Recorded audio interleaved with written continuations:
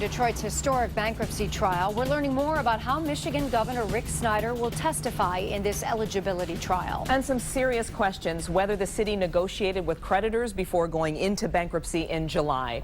7 Action News reporter Jim Kurtzner is there live now. So Jim, let's start with the governor. What's the plan?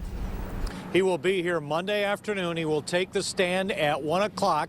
The judge said there will be no time limit on how long he can be grilled. In fact, Judge Stephen Rhodes said he was going to wrap up the proceedings on Monday at 3 o'clock. He will now go until 5 o'clock, or he says as long as necessary so that the governor does not have to come back on another day.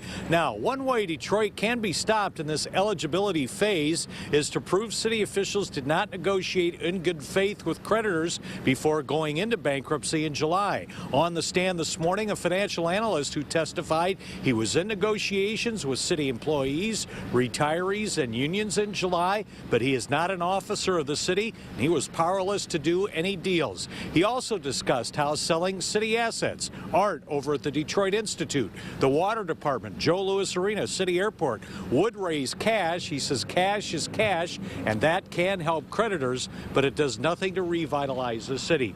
Detroit has an $18 billion debt.